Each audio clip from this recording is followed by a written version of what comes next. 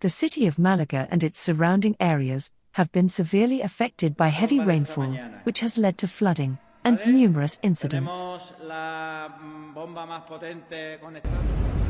The constant downpours reached alarming levels, especially in towns like Torremolinos, Benalmádena, and Mijas.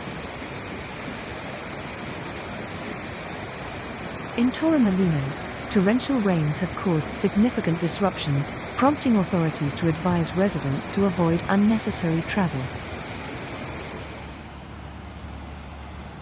Flooded streets and homes have been reported, and traffic has become increasingly difficult with slow-moving vehicles. Impresionante, colega. Impresionante la que está cayendo.